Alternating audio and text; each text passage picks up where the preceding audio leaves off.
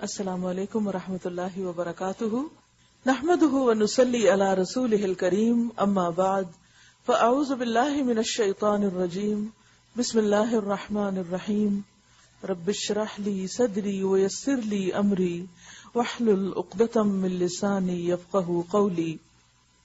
کل کے بارے میں سے کچھ کامنٹس ہیں. علم آنے کے بعد کس طرح انسان کے اندر اللہ کا خوف پیدا ہوتا ہے اور انسان کی کس طرح بہت سی چیزوں میں تبدیلی آتی ہے. یہ لکھتی ہیں انما یخش اللہ من عبادہ العلماء. لکھتی ہیں کہ علم سیکھنا کتنا ضروری ہے. کہتی ہیں کہ ہمارا تعلق سیدھے سادے گھرانے سے ہے. ماں باپ نہایت شریف، صوم و صلات کے پابند، وہی بچوں کو بھی سکھایا. باپ کے ڈر کا یہ عالم تھا کہ جب والد صاحب نماز فجر مسجد میں ادا کر کے گھر آتے تو جن بچوں کو نماز نہیں پڑھنا ہوتی وہ بھی نماز کی طرح دوپٹہ پہن کر بیٹھ جاتی. سخاوت ان سے سیکھی. سسرال والوں کے ساتھ حسن سلوک ماں سے سیکھا. لیکن تقویٰ کیا ہے اس کا مطلب بالکل نہ آتا تھا. نماز تو پڑھتے تھے لیکن تقویٰ سے خالی. نماز کا مطلب بھی نہ آتا تھا. روزے تو رکھتے تھے لیکن حیض کے چھوٹے ہوئے روزے رکھنے چاہیے یہ معلوم نہ تھا. اب حساب لگایا تو 120 روزے رکھنے ہیں. زندگی کتنی مہلت دیتی ہے نہیں معلوم. قرآن تو پڑھتے تھے مگر نہ ترجمہ آتا تھا نہ تفسیر. بچوں کو خصوصاً تعلیم القرآن کا کورس ضرور کرنا چاہیے کہ ان کی گودوں میں جو بچے پرورش پائیں وہ صحیح اسلام کے مطابق پرورش پائیں. جب میری شادی ہوئی اور بیٹا ہوا، جب وہ 3 ماہ کا تھا، صلاۃ التسبیح پڑھتی تو 20 منٹ کے لیے اس کے آگے میوزک والی گھڑی لگا دیتی. یہ معلوم ہی نہ تھا کہ میوزک حرام ہے. اب الحمدللہ علم حاصل کیا ہے. اب یہ فکر لاحق ہے کہ بچوں کو میت کے لیے دعا سکھائیں تاکہ ہمارا جنازہ ہمارے بچے پڑھیں. جتنا درد ان کو ہوگا اتنا کسی اور کو نہیں ہوگا. اصل میں یہ ساری نعمتیں ہیں. علم ہے، ہماری آواز ہے، ہمارا مال ہے. ہم سب کو یہ دیکھنا چاہیے کہ کن راستوں پر اس کو لگا رہے اور ان کا ہماری زندگی اور پھر اس کے بعد آخرت میں کتنا فائدہ ہوگا. چلیے 24واں پارہ. بسم اللہ الرحمن الرحیم.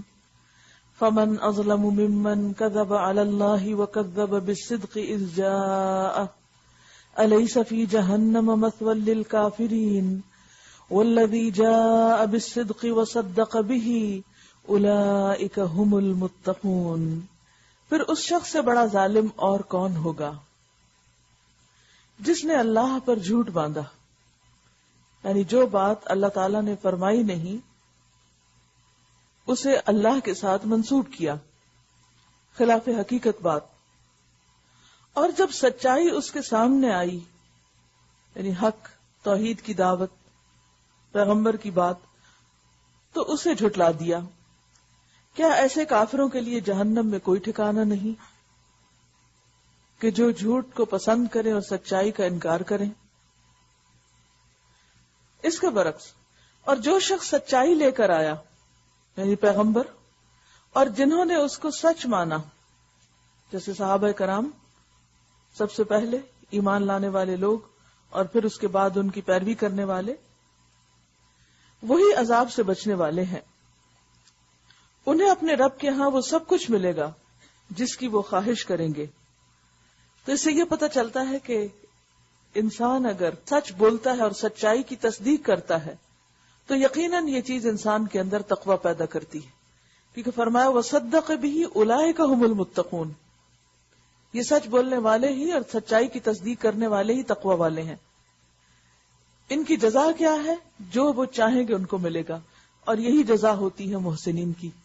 یعنی گویا سچائی ایسی چیز ہے جو انسان کو متقی اور محسن بناتی ہے.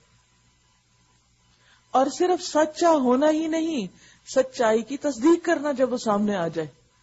جب انسان کو حق بات پتہ چل جائے، اچھی بات پتہ چل جائے اور وہ اس کو مان لے تو یہ دراصل اس کی تصدیق کرنا ہے. جیسے جھوٹ منافق کی پہلی خصوصیت ہوتی ہے تو اسی طرح سچ مومن کی اہم ترین خوبی ہوتی ہے. حدیث میں آتا ہے 4 اذا كن فيك فلا عليك ما فاتك من الدنيا.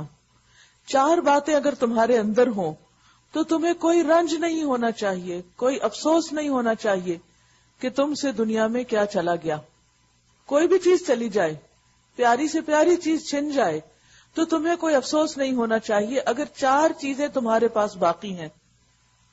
وہ کون سی ہیں؟ نمبر 1 حفظ و امانہ، امانت کی حفاظت، چاہے وہ کسی کا مال ہو یا بات ہو یا اپنی ڈیوٹی ہو، جاب ہو اور جاب کی ذمہ داریاں. وصدق حدیث، اور سچی بات. اگر انسان کو اس کی توفیق ہو گئی تو دنیا کا بہت بڑا خزانہ مل گیا اس کو. وحسن خلیقت، اچھا اخلاق، اچھی عادات، good character and manners and morals. وعفت طعمہ، پاکیزہ کھانا، حلال کھانا. اگر یہ 4 چیزیں ہیں تو سمجھو کہ تم دنیا کے خوش قسمت ترین انسان ہو. اسی طرح آپ صلی اللہ علیہ وسلم نے یہ بھی فرمایا ان کنتم تحبون ان یحبکم اللہ ورسولہ، اگر تم یہ محبت رکھتے ہو کہ اللہ اور اس کا رسول تم سے محبت کرے، اگر تم یہ چاہتے ہو، اور ہم سب یہ چاہتے ہیں، کیونکہ اگر اللہ کی محبت نصیب ہو گئی تو پھر تو کسی چیز میں کوئی مشکل رہی ہی نہیں، دنیا آخرت کے سارے بیڑے پار. وہ کون سی 3 چیزیں ہیں؟ نمبر 1 صدق الحدیث، بات کا سچا ہونا، سچی بات کرنا. نمبر 2 واداء الامانہ، امانت ادا کرنا. چھوٹی سی چیز بھی اگر آپ کے پاس کسی کی رہ گئی ہے تو اسے واپس لوٹانا اور اس کی کوشش کرنا. اور تیسرا وحسن الجوار، اچھی ہمسائیگی، کہ آپ جس کے ساتھ بیٹھیں اس کو تکلیف نہ دیں، جس کے ساتھ آپ کا گھر ہو آپ اس کے لیے باعث رحمت ہو.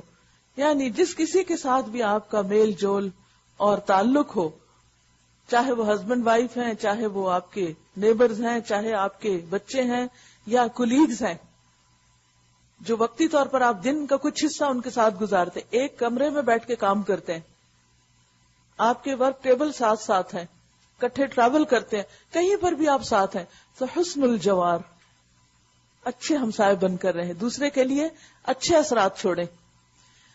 اگر کسی شخص کے اندر یہ 3 خوبیاں ہوں تو ایسے بندے سے اللہ پیار کرتا ہے. اور آپ کو یہ تو معلوم ہے کہ جس بندے سے اللہ محبت رکھتا ہے پھر لازماً اس کی محبت بندوں کے دلوں میں بھی آ جاتی ہے. اللہ تعالیٰ بندوں کے دل بھی اس بندے کے لیے کھول دیتا ہے. بعض اوقات ہم سچ بولتے ہیں یا ہم امانتی ہوتے ہیں لیکن اچھا اخلاق نہیں ہوتا یا اچھی ہمسائیگی نہیں ہوتی، جس کے نتیجے میں وہ پورا فائدہ نہیں اٹھا پاتے اللہ کی محبت کا یا پھر دنیا کی اس ساری نعمتوں کا جو اللہ تعالیٰ اپنے بندوں کو دینا چاہتا ہے.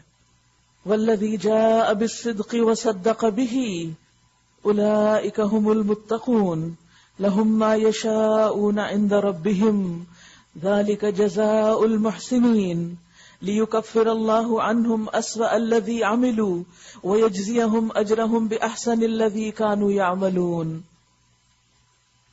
تاکہ جو بدترین اعمال انہوں نے کیے تھے انہیں اللہ ان کے حساب سے ساخط کر دے.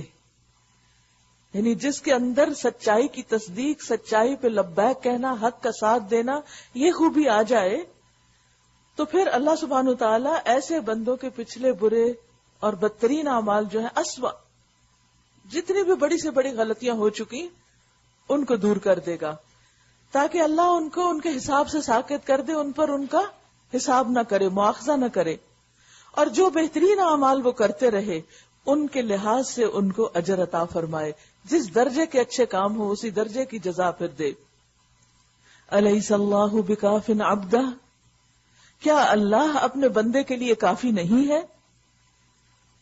کہیے کافی ہے، حسبنا اللہ ونعم الوکیل. یہ لوگ اس کے سوا دوسروں سے تم کو ڈراتے ہیں، یعنی اوروں کا خوف دلاتے ہیں، بتوں کا یا انسانوں کا یا طاقتور لوگوں کا، حالانکہ اللہ جسے گمراہی میں ڈال دے اسے کوئی راستہ دکھانے والا نہیں، اور جسے وہ ہدایت دے اسے بھٹکانے والا بھی کوئی نہیں. کیا اللہ زبردست اور انتقام لینے والا نہیں ہے؟ ان لوگوں سے اگر تم پوچھو کہ زمین اور آسمانوں کو کس نے پیدا کیا ہے تو یہ خود کہیں گے کہ اللہ نے. ان سے کہو جب حقیقت یہ ہے تو تمہارا کیا خیال ہے کہ اگر اللہ مجھے کوئی نقصان پہنچانا چاہے تو کیا تمہاری یہ دیویاں جنہیں تم اللہ کو چھوڑ کر پکارتے ہو مجھے اس کے پہنچائے ہوئے نقصان سے بچا لیں گی؟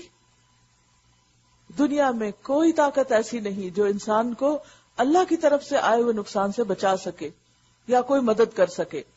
یا اللہ مجھ پر مہربانی کرنا چاہے تو کیا یہ اس کی رحمت کو روک سکیں گی؟ ہرگز نہیں. بس ان سے کہہ دو کہ میرے لیے اللہ ہی کافی ہے، بھروسہ کرنے والے اسی پر بھروسہ کرتے ہیں۔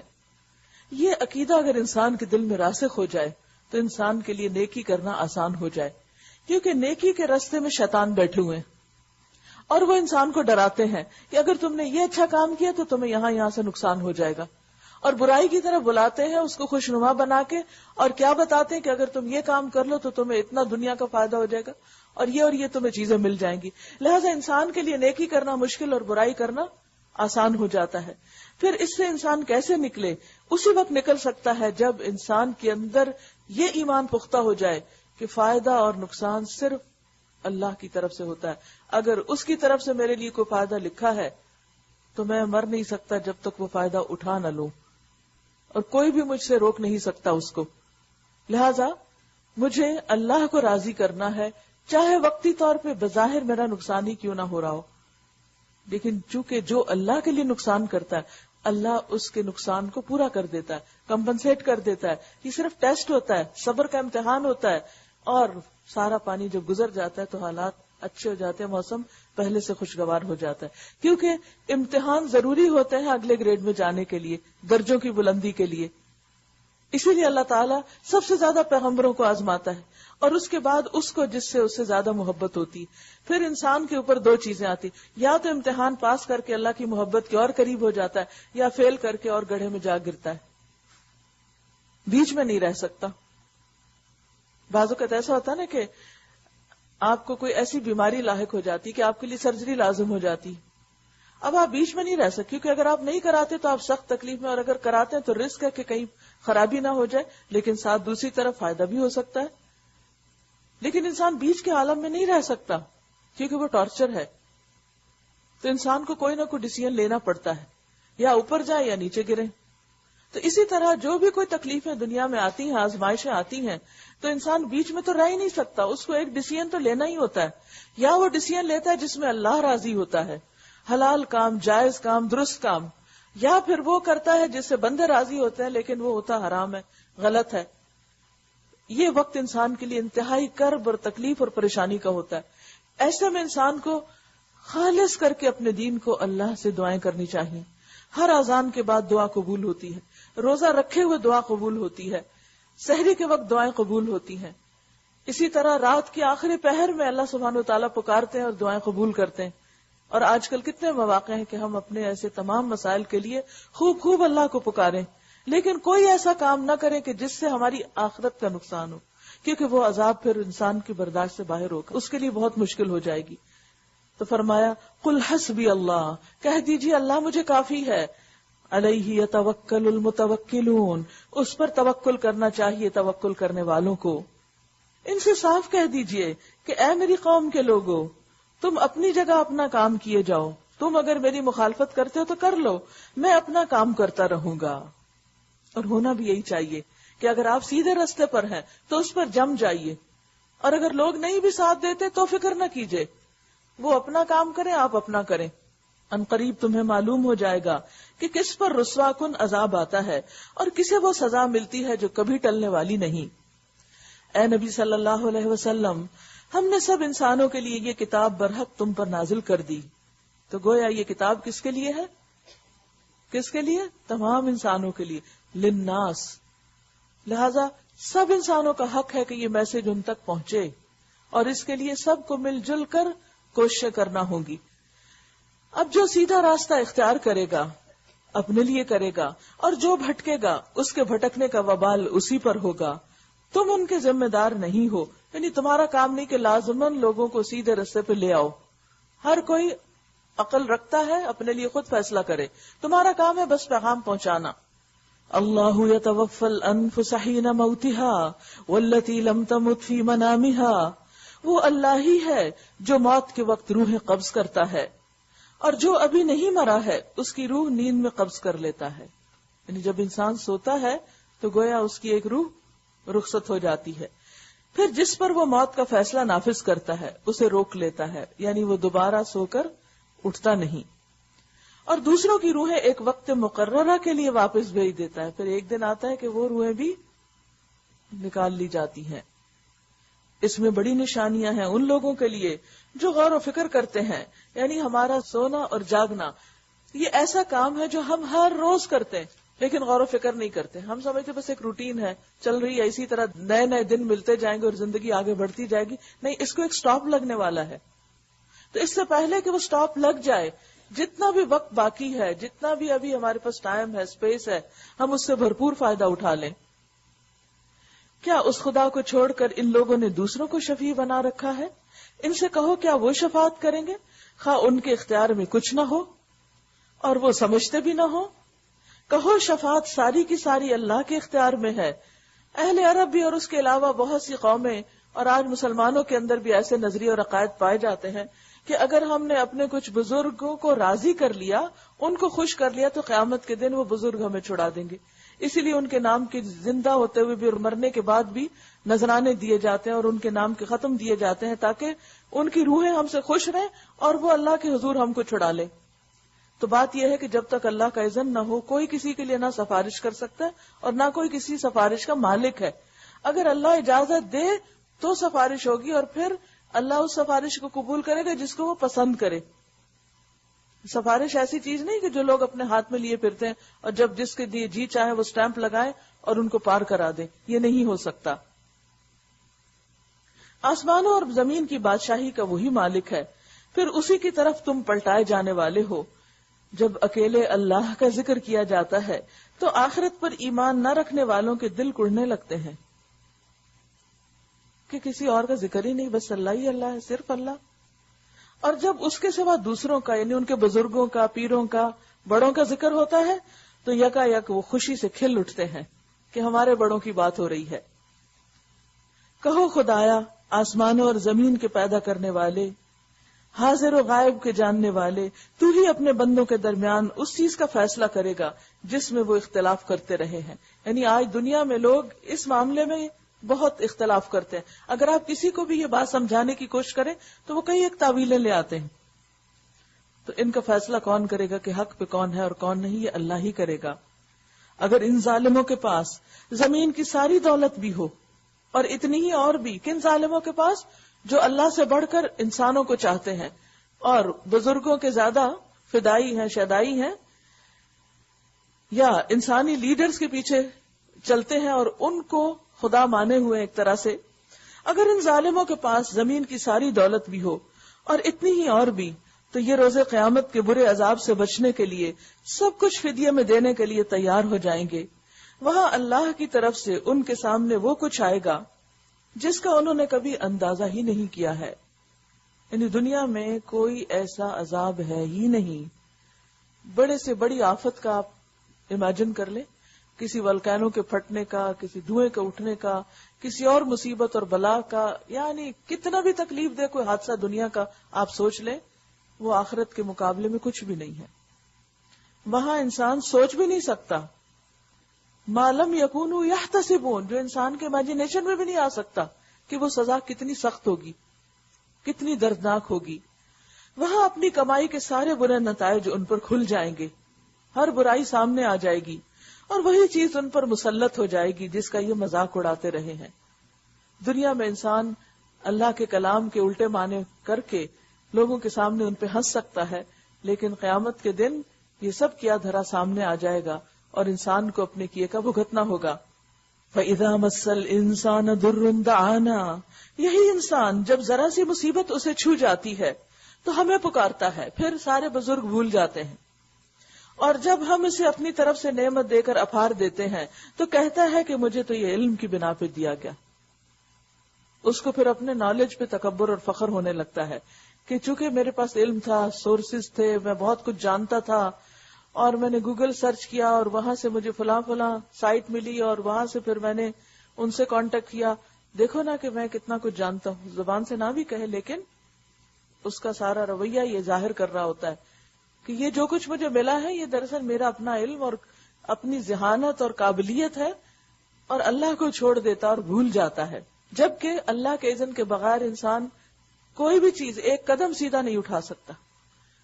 ہم ہی ہوتے ہیں جو چلتے ہیں اور چلتے جاتے ہیں, اور جب اللہ کا اذن نہیں ہوتا ایک پاؤں ٹوسٹ ہوتا ہے, کہاں سے کہاں پہنچ جاتے ہیں. تو جو کچھ ہم کر رہے ہیں، اور جو نعمت ہمیں ملتی ہے وہ دراصل اسی کی طرف سے ہوتی ہے، اور قدم قدم پہ اس کا شکر ادا کرنا چاہیے. نہیں بلکہ یہ آزمائش ہے، یعنی علم بھی آزمائش ہے، اور علم کے ساتھ جو نعمتیں آتی ہیں وہ بھی امتحان ہے. مگر ان میں سے اکثر لوگ جانتے نہیں. کیا نہیں جانتے؟ کہ جو نعمت ملی ہے وہ قابلیت کی بنا پر ہے، یا پھر اللہ کی طرف سے امتحان ہے، یا پھر اللہ کی رحمت ہے. اس بات کا فرق نہیں سمجھتے. یہی بات ان سے پہلے گزرے ہوئے لوگ بھی کہہ چکے ہیں، مگر جو کچھ وہ کماتے تھے وہ ان کے کسی کام نہ آیا، کیونکہ سب پیچھے چھوڑ کے چلے گئے.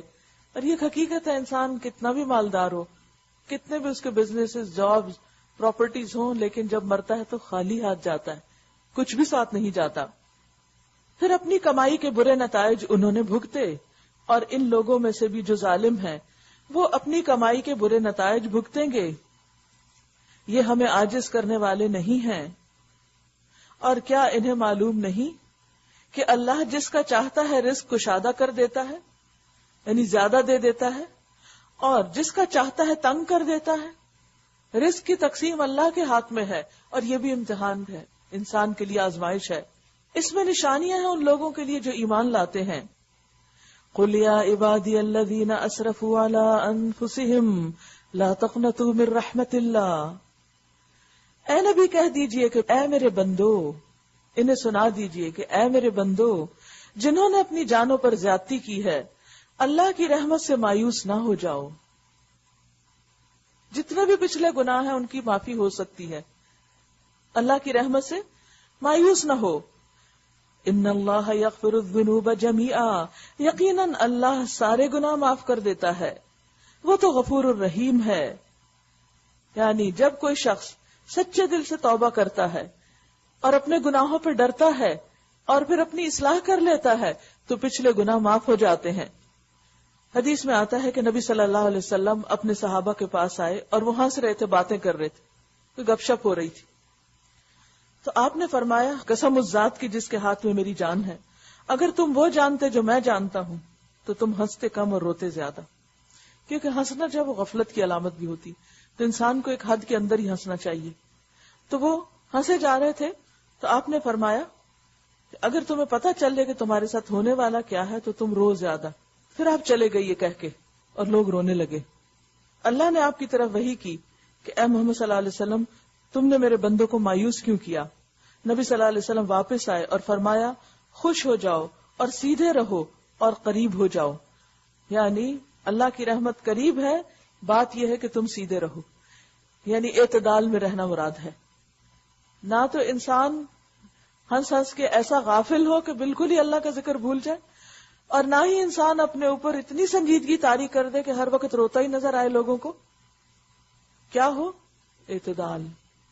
سددو وقاربو، اور قاربو یعنی قریب ہو جاؤ، اللہ کے قریب، بندوں کے قریب. قُلْ يَا عِبَادِ الَّذِينَ أَسْرَفُوا عَلَىٰ أَنفُسِهِمْ لَا تَقْنَطُوا مِن رَحْمَةِ اللَّهِ. اس پر ایک پورا لیکچر ہے، اللہ کی رحمت سے مایوس نہ ہو، اور بہت لوگوں کو اس سے فائدہ ہوا ہے، کیونکہ بہت سے لوگ ڈپریشن کا شکار رہتے ہیں، گلٹ کے بوجھ تلے دبے رہتے ہیں. دیکھیے ہم سب ہیومن بینگز ہیں، انسان ہیں، ہم کوئی فرشتہ نہیں. ہم سب سے غلطیاں ہو جاتی، کبھی جہالت میں ہوتی ہیں، لا علمی میں، پتہ ہی نہیں ہوتا. اور پھر جب پتہ چلتا ہے تو ہم پریشان ہوتے ہیں کہ اوہ میں نے تو وہ بھی کیا تھا، مجھ سے تو وہ بھی غلطی ہوئی تھی، فلاں چیز بھی مجھے نہیں پتا تھی اور میں یہ کرتا رہا، اب میرا کیا بنے گا، میں تو بہت ہی گناہ گار ہوں، میری تو معافی نہیں ہونی، لہٰذا جتنے دن دنیا کے ہیں چلو اور غلط کام کر لو، کیونکہ آخرت تو خراب ہو ہی گئی، دنیا کے مزے لوٹ لو. تو اس وقت کیا ہوتا ہے کہ انسان پھر شیطان کے ہاتھ لگ جاتا ہے اور نیکی کی بجائے، توبہ کی بجائے برائیاں کرنے لگتا ہے. تو اللہ سبحانہ وتعالیٰ اپنے کسی بندے کو بھی مایوس نہیں ہونے دینا چاہتے کہ نہیں، کچھ بھی ہو چکا ہو اس پر معافی مانگو، پلٹ آؤ اور اب اچھے بن جاؤ، پچھلی برائیوں کو بھی نیکیاں بنا دوں گا، جیسے سورۃ فرقان میں پڑھا آپ نے. اور پھر یہ ہے کہ بعض اوقات انسان ایسی گلٹ کا شکار رہتا ہے توبہ کر کے بھی کہ وہ کبھی بھی خوش نہیں ہو پاتا، اسے یوں لگتا ہے جیسے کوئی ان نون سا بوجھ اس کے ساتھ لٹکا ہوا ہے. ایسے میں انسان کو اللہ کی رحمت سے نا امید نہیں ہونا چاہیے. اللہ کی رحمت اس کے غضب کے مقابلے میں کہیں زیادہ ہے، لیکن رحمت کس کے لیے ہے؟ محسنین کے لیے، صابرین کے لیے، متقین کے لیے. ان الحسنات یذہبن السیئات، بھلائیاں برائیوں کو دور کر دیتی ہیں. اگر برائی ہو چکی، گناہ ہو چکا، اب نیکی کر لو اور اس درجے کی نیکی کرو. مثلا اگر مالی معاملات میں کوئی غلطی ہوئی تو کیا کرے انسان؟ صدقہ زیادہ کرے، مال سے کام چلائے. اگر انسانوں کے ساتھ کسی تعلق یا رویے میں کوئی زیادتی کر لی تو پھر اس کے بدلے میں انسانوں کے ساتھ بھلائی اور حسن سلوک کرے، ان کا زیادہ خیال رکھے. مثلا والدہ کے ساتھ اگر کوئی زیادتی ہو گئی، خالہ زندہ ہے تو خالہ کی خدمت کر کے اس کو کمپنسیٹ کرے. تو اسی طرح اگر جہالت میں زندگی گزری، علم نہیں حاصل کیا اور کوتاہی ہوئی، تو انسان علم حاصل کر کے اپنے تمام چیزوں کو کریکٹ کر کے اس کو کمپنسیٹ کرے. تو توبہ کیا ہے؟ ندامت، شرمندگی، اپنی پچھلے گناہوں پر اللہ کے سامنے اقرار، اور پھر اس کے بعد اصلاح، کہ انسان اس رستے سے پلٹ آئے. مثلا جہالت کا رستہ اگر الٹے ہاتھ کو جاتا ہے تو وہ رستہ چھوڑ کے واپس آئے اور سیدھے ہاتھ کو جو رستہ جا رہا ہے علم کا اس پر چل پڑے. تو جب اس رستے پہ چلے گا تو جو علم کے رستے پہ چلتا ہے اللہ اس کے لیے جنت کا راستہ آسان کر دیتے ہیں، تو اس کی مشکل آسان ہو جائے گی. اور آج جب امام صاحب سورۃ فاتحہ پڑھ رہے تھے تو ہوتا ہے نا، مختلف لوگ جب قرات کرتے ہیں تو مختلف طرح سے آپ کو قرآن سمجھ میں آتا ہے. تو انہوں نے ضالین کی جو مد تھی وہ کافی لمبی کھینچی. تو مجھے ایسے لگا کہ اس کے اندر بھی ایک میننگ ہے، مغضوب جس پہ غضب ہو. تو لفظ کا آپ سائز دیکھیے اور اس کا جو پروننسیشن ہے اس میں بھی آپ دیکھیے کہ وہ انٹروورٹ ہے نا، یعنی اندر ہی اندر مغضوب، منہ کے اندر.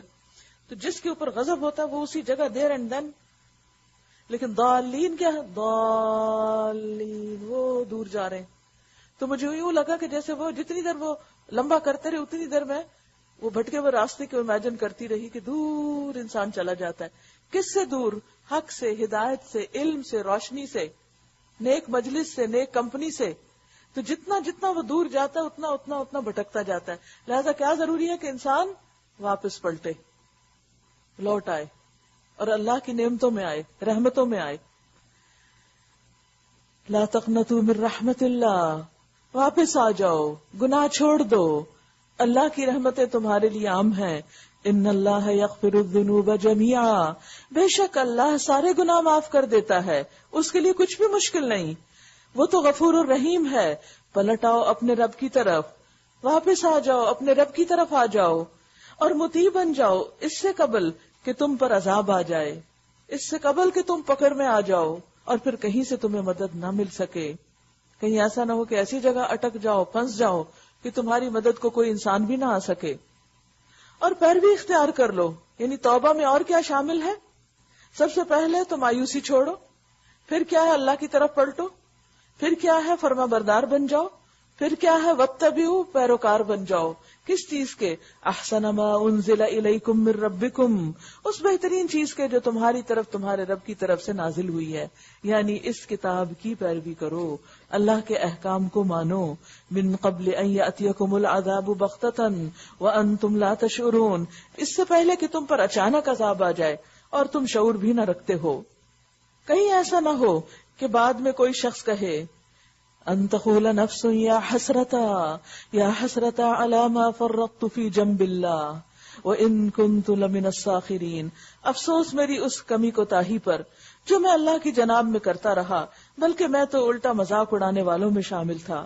یا کہے او تقول لو ان اللہ ہدانی لکنت من المتقین، کاش اللہ نے مجھے ہدایت بخشی ہوتی تو میں بھی متقی لوگوں میں سے ہوتا، میرے اندر بھی تقوی آ جاتا.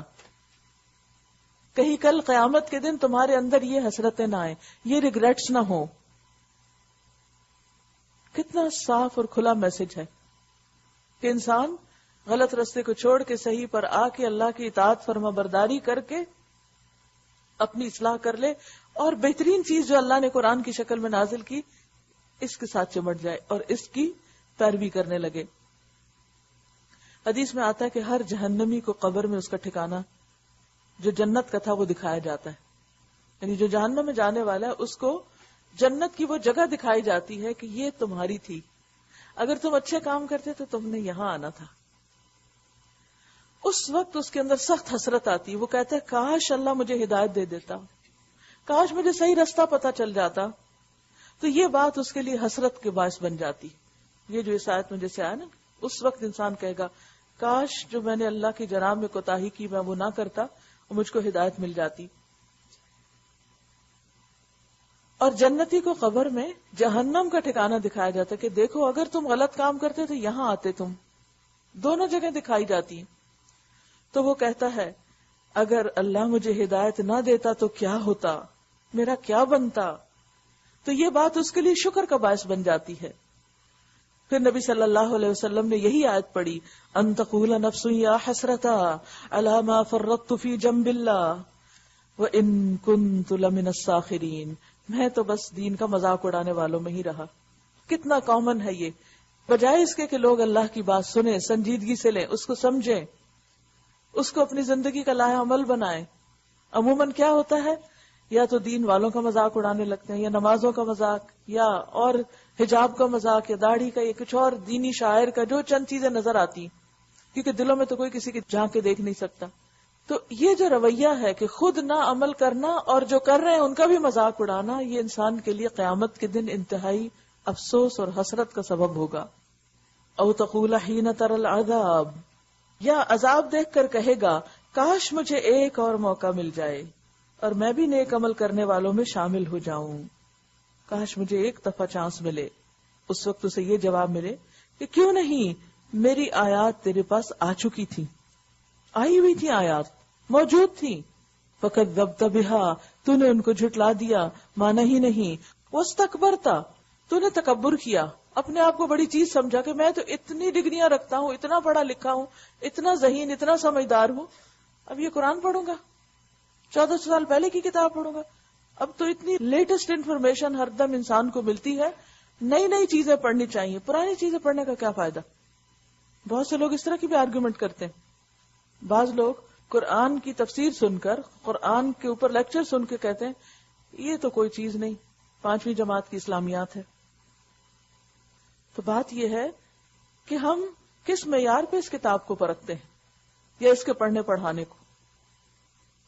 یعنی لوگوں نے اپنے آپ کو خوش کرنے کے لیے طرح طرح کی تعویلیں ڈھونڈی ہوئی ہیں تاکہ اس کو کم ثابت کیا جائے اور دنیا کے علوم کو بہت اہم قرار دیا جائے. اسی وجہ سے آپ دیکھیں کہ جتنی ہم ماؤں کو فکر ہے ہمارے بچوں کے لیے دنیا کی تعلیم کی، قرآن کی تو فکر نہیں. اگر وہ قرآن پڑھ رہا ہے یا دہرا رہا ہے یا اس میں پختگی حاصل کر رہا ہے تو ہمیں فکر لگ جاتی ہے کہ اچھا ابھی تو دنیا کا اتنا رہتا ہے. بھئی ساتھ ساتھ دونوں ہو سکتے ہیں، وہ بھی ہو جائے گا، لیکن یہ علم اللہ کا علم ہے، ہر علم سے افضل ہے. اگر کوئی اس میں جاہل ہے تو دنیا بھر کی لائبریریاں اگر اس نے پڑھ ڈالی ہیں تو بھی وہ صرف ایک قطرہ ہے. لیکن خود ہمارے دل ہی راضی نہیں، یہ ماننے کو تیار نہیں کہ یہ کتاب باقی تمام چیزوں سے افضل ہے. هو خیر مما یجمعون. اس کا یہ مطلب نہیں کہ یہ کتاب آپ کو دوسرے علم پڑھنے نہیں دیتی، یہ کتاب تو خود آپ کو دعوت دیتی ہے کہ دنیا میں بھی غور و فکر کریں. لیکن عموماً ہم ان چیزوں کو اہمیت زیادہ دیتے. یعنی بات اس وقت کیا ہو رہی ہے، what is most important، کس کی ویلیو زیادہ ہے، کس کی ہم عزت زیادہ کرتے، کس کی قدر زیادہ ہے، کس کے پیچھے ہم وقت لگاتے ہیں، کس کے پیچھے مال لگاتے ہیں، ہماری پرائرٹی کیا ہے. فرمایا بلا قد جاءتک آیاتی، میری آیات تیرے پاس آئی تھیں. فکذبت بہا، تو نے ان کو جھٹلا دیا. مانا ہی نہیں، واستکبرت، اور تکبر کیا. وکنت من الکافرین، اور تم کافروں میں سے تھے، انکار کرنے والوں میں سے تھے. آج جن لوگوں نے خدا پر جھوٹ باندھے ہیں، قیامت کے روز تم دیکھو گے کہ ان کے منہ کالے ہوں گے، رنگ بدل جائیں گے، شرمندگی، ندامت، حسرت، گناہوں کے بوجھ کی وجہ سے. کیا جہنم میں متکبروں کے لیے کافی جگہ نہیں ہے؟ اس کے برعکس جن لوگوں نے یہاں تقویٰ کیا ہے، پھر تقویٰ کی بات، ان کے اسباب کامیابی کی وجہ سے اللہ ان کو نجات دے گا، ان کو کوئی نقصان نہیں پہنچے گا اور نہ وہ غمگین ہوں گے. اللہ خالق کل شیء، اللہ خالق ہے ہر چیز کا، ہر چیز. سوچئے کوئی بھی چیز اپنے ذہن میں لائیے، کسی بھی چیز کے بارے میں، سب کچھ اس نے بنایا. اصل کریٹر وہ ہے. زمین اور آسمانوں کے خزانوں کی کنجیاں اسی کے پاس ہیں، اور جو لوگ اللہ کی آیات سے کفر کرتے ہیں وہی گھاٹے میں رہنے والے، نقصان اٹھانے والے ہیں۔ اے نبی صلی اللہ علیہ وسلم، ان سے کہیے، پھر کیا اے جاہلو، تم اللہ کے سوا کسی اور کی بندگی کرنے کے لیے مجھ سے کہتے ہو کہ میں کسی اور کا بندہ بن جاؤں، کسی اور کی اطاعت کروں؟ یہ بات تمہیں ان سے صاف کہہ دینی چاہیے، کیونکہ تمہاری طرف اور تم سے پہلے گزرے ہوئے تمام انبیاء کی طرف یہ وحی بھیجی گئی کہ اگر تم نے شرک کیا تو تمہارا عمل ضائع ہو جائے گا۔ یعنی شرک ایسی بلا ہے کہ اس کے ساتھ کی ہوئی ساری نیکیاں برباد، اور تم خسارے میں رہو گے۔ لہٰذا اے نبی صلی اللہ علیہ وسلم، تم بس اللہ ہی کی بندگی کرو اور شکر گزار بندوں میں سے ہو جاؤ۔ بل اللہ فاعبد وکم من الشاکرین وما قدر اللہ حق قدرہ۔ ان لوگوں نے اللہ کی قدر ہی نہ کی جیسا کہ اس کی قدر کرنے کا حق ہے۔ انہیں اللہ کی عظمت کا اندازہ ہی نہیں تھا، اسی وجہ سے تو یہ دوسروں کو شریک ٹھہراتے رہے اس کا، اسی وجہ سے تو اس کی آیات کو جھٹلاتے رہے، اسی وجہ سے تو اس کی کتاب کی طرف انہوں نے توجہ نہیں کی۔ اگر ان کی زندگی میں اللہ کی عظمت اور کبریائی کا کچھ بھی حصہ ہوتا تو ان کے یہ رویے نہ ہوتے۔ اس کی قدرت کاملہ کا حال یہ ہے کہ قیامت کے روز پوری زمین اس کی مٹھی میں ہوگی اور آسمان اس کے دائیں ہاتھ میں لپٹے ہوئے ہوں گے۔ کتنی بڑی ہے کائنات، لیکن اس کے سامنے کچھ بھی نہیں۔ پاک اور بالا تر ہے وہ اس شرک سے جو یہ لوگ کرتے ہیں۔ اور اس روز سور پھونکا جائے گا، جس کی تفصیل کل بھی آپ پڑھ چکے ہیں۔ اس روز سور پھونکا جائے گا، فَصَعِقَ مَن فِي السَّمَاوَاتِ وَمَن فِي الْأَرْضِ إِلَّا مَن شَاءَ اللَّهُ۔ وہ سب مر کر گر جائیں گے جو آسمانوں اور زمین میں ہیں، سوائے ان کے جنہیں اللہ زندہ رکھنا چاہے۔ پھر ایک دوسرا سور پھونکا جائے گا اور یکا یک یہ سب کے سب اٹھ کر دیکھنے لگیں گے۔ صحابہ نے نبی صلی اللہ علیہ وسلم سے الا من شاء اللہ کی تفسیر پوچھی کہ قیامت کے دن جب سور پھونکا جائے گا سبھی بے ہوش ہو جائیں گے سوائے جس کے اللہ چاہے، تو وہ کون ہے؟ فرمایا کہ جب سور پھونکا جائے گا تو ہر چیز فنا ہو جائے گی، صرف جبرائیل، میکائیل، اسرافیل اور ملک الموت باقی رہ جائیں گے۔ تو اللہ تعالیٰ ملک الموت سے پوچھیں گے کون باقی رہ گیا، تو وہ بتائیں گے کہ کون۔ تو اللہ تعالیٰ فرمائیں گے کہ میکائیل کی جان قبض کر لو۔ اس کے بعد اسرافیل کی جان قبض کرنے کا حکم دیں گے، یعنی فرشتے بھی مر جائیں گے سب۔ پھر پوچھیں گے تو بتائیں گے کہ جبریل اور میں باقی ہوں۔ تو اللہ تعالیٰ فرمائیں گے تم بھی مر جاؤ، تو وہ بھی مر جائیں گے۔ پھر اللہ تعالیٰ جبریل سے یہی سوال کریں گے، وہ کہیں گے اے رب تو غیر فانی ہے اور حی قیوم ہے اور میں فانی ہوں۔ تو اللہ تعالیٰ فرمائیں گے ٹھیک ہے اب تم بھی مر جاؤ، چنانچہ وہ وہیں گر جائیں گے اور جان نکل جائے گی۔ کل من علیہا فان۔ اس کائنات میں کوئی بھی جو چیز ہے وہ فانی ہے، فنا ہونے والی ہے۔ وَيَبْقَى وَجْهُ رَبِّكَ ذُو الْجَلَالِ وَالْإِكْرَامِ۔ باقی رہنے والی ذات تو تیرے رب ہی کی ہے، اسی کا نام باقی رہے گا، باقی سب کو فنا ہے۔ اور پھر ایک وقت آئے گا جب دوبارہ سور پھونکا جائے گا تو پھر سب کے سب دوبارہ زندہ ہوں گے اور اپنے اپنے کام پر اور اپنے اپنے حساب کے لیے حاضر۔ زمین اپنے رب کے نور سے چمک اٹھے گی۔